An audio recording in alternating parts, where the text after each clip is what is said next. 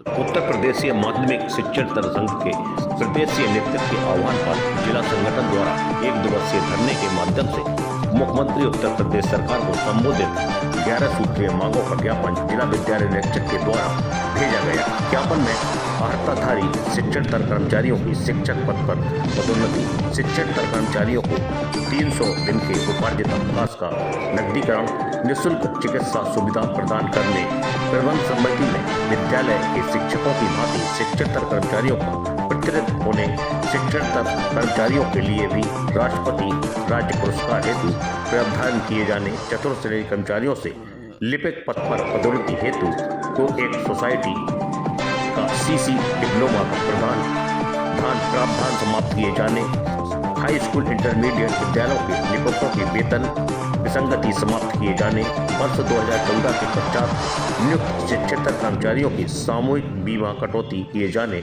1/4/2005 के पश्चात नियुक्त कर्मचारियों की पुरानी पेंशन योजना लागू किए जाने तमाम मांगे रखी गई। इस अवसर पर प्रदेश उपाध्यक्ष दीपक त्रिपाठी, प्रदेश मंत्री हरप्रीत सिंह, मंडलीय अध्यक्ष राजेंद्र पचौरी, जिला अध्यक्ष सुभाष चंद्र शर्मा, जिला कोषाध्यक्ष जियाउल वली कुरैशी, अविनाश सिंह, प्रतीक आचार्य आदि मौजूद रहे। कार्यक्रम का संचालन जिला मंत्री श्यामानुज चतुर्वेदी ने किया।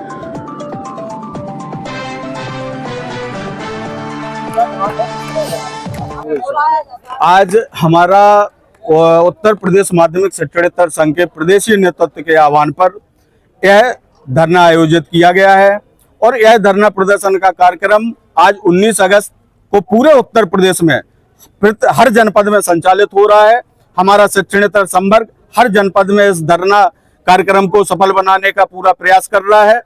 हमारी जो मांगे हैं, कुछ मांगे तो हमारी पूर्व से ही शासन में लंबित चल रही हैं, जिनके शासनादेश अभी तक निर्गत नहीं हो पाए।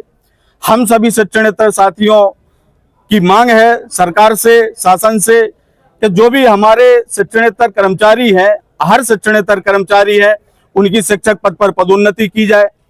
राजकीय कर्मचारियों की भांति 300 दिन के उपार्जित अवकाश जो हम लोगों को यह अवकाश मिलता है, उनके सुरक्षित 300 अवकाशों के सापेक्ष में उसका उपार्जित अवकाश का नकदीकरण दिया जाए। जो चिकित्सा सुविधा आज सरकार ने सभी शिक्षक बंधुओं को और अनुदेशक रसोइयों को भी शामिल किया है, यहाँ तक कि उच्च शिक्षा के शिक्षकों शिक्षणतर कर्मचारियों को भी शामिल कर लिया गया है। तो हम सभी की यह मांग है कि चिकित्सा सुविधा से हमारा शिक्षणतर संवर्ग कैसे ऐसा भेदभाव क्यों हो रहा है सरकार द्वारा, इसकी हम लोग मांग करते हैं कि यह चिकित्सा सुविधा का शासनादेश हम लोगों के लिए शीघ्र निर्गत किया जाए और हम सभी को भी उस व्यवस्था से लाभान्वित किया जाए। इसके अतिरिक्त कुछ छोटी मांगे हैं, जैसे प्रबंध समिति में भागीदारी की, तो हम शासन से मांग करते हैं इस मांग में कोई भी व्यय नहीं होना है। प्रबंध समिति में जो प्रतिनिधित्व होता है उसमें एक शिक्षक, 2 शिक्षक प्रतिनिधि के रूप में रहते हैं, जो अपने शिक्षकों की समस्याओं को निस्तारित कराने का काम करते हैं। लेकिन हमारे शिक्षणतर संवर्ग से ऐसा कोई कर्मचारी वहां उपस्थित नहीं रहता है जो प्रतिनिधित्व करे और हमारे शिक्षणतर कर्मचारियों की समस्याओं का निस्तारण कराए। तो यह एक छोटी मांग है, इसको सरकार पूरा कर सकती है कि प्रबंध समिति में प्रतिनिधित्व की भागीदारी प्रदान करे। हमारे एक 22B के अंतर्गत वेतन वृद्धि का लाभ मिलता था। जो भी चतुर्थ श्रेणी कर्मचारी से सहायक लिपिक पद पर या सहायक लिपिक पद से प्रधान लिपिक के पद पर कर्मचारी पदोन्नत होता था तो उसको एक वेतन वृद्धि का लाभ दिया जाता था। लेकिन कुछ वर्षों से यह व्यवस्था समाप्त कर दी गई है। हम सभी की मांग है कि यह व्यवस्था पुनः चालू हो और पदोन्नति पे हम कर्मचारियों को एक वेतन वृद्धि का लाभ दिया जा सके।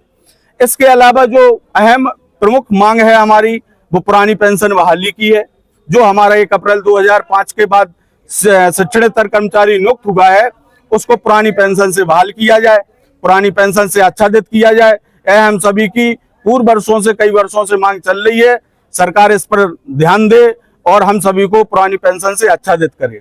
इसके अतिरिक्त हमारा जो आउटसोर्स कर्मचारी है, जो आउटसोर्स कर्मचारी हमारे जो स्थायी पद हैं माध्यमिक विद्यालयों में, इंटर कॉलेजों में, हाई स्कूलों में, उनमें आउटसोर्स कर्मचारी की व्यवस्था शासन ने की है, जबकि इन पदों पर पूर्व से ही स्थायी कर्मचारी नियुक्त होता था। लेकिन कई वर्षों से सरकार ने नियुक्ति पर रोक लगाई है।